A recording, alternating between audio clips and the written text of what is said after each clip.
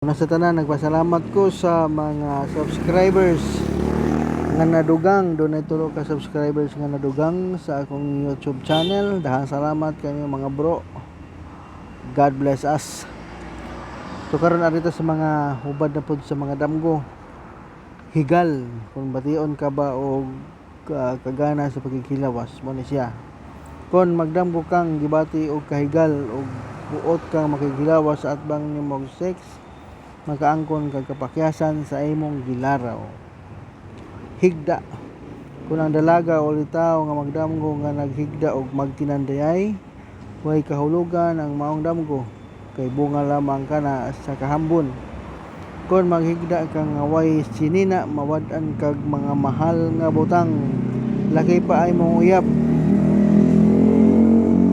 palayo kanimo kay wa tingali kay kaligo.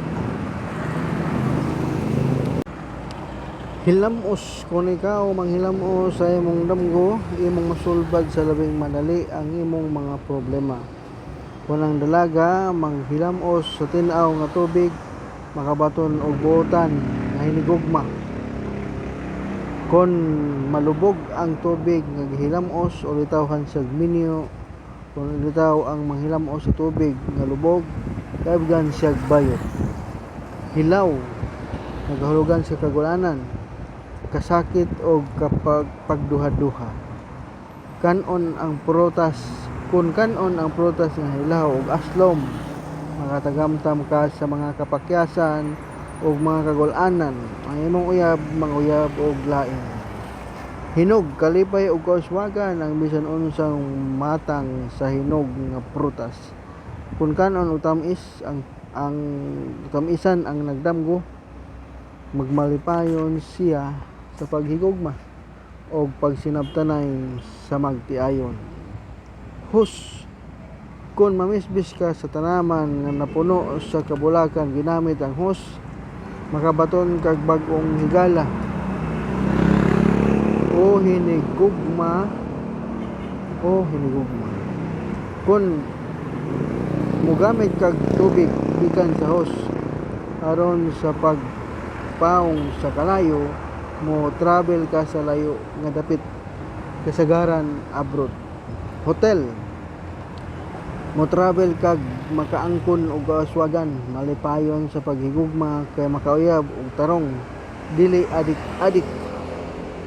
Hubak, kung magdamgo kang gihutoy sa hubak, pagmatngon sa imong panglawas, dunay daotang balita gikan sa kabanay sa layong dapit. Hubo, kung ang ulitaw makakita og babae nga maghubo ug dunay siya bation sa iyang lawas, way kahulugan ang maong damgo kay hambon kaayo ang nagdamgo, hingaon og bakasi og sabaw sa tuko.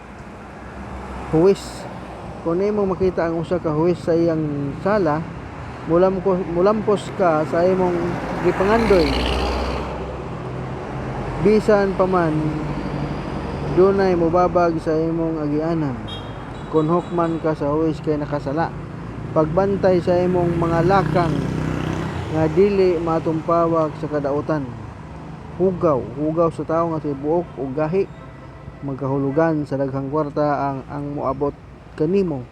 Kung humok og lanay, mahulog ka sa utang, daghang maningil kanimo og pugson kagayod sa pagpabayad sa imong utang. Hugaw sa ero o iring, mapurdoy ka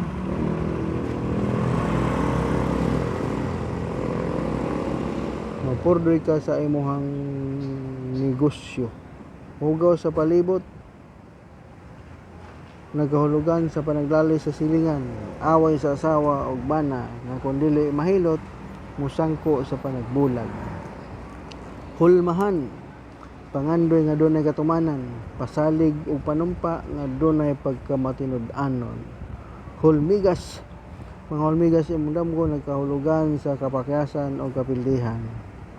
Maubsan ka sa kwarta, awayon ka sa imong hinigugma, mabangkarota ang imong tindahan or negosyo. Kung paakon kag hulmigas, masakit ka.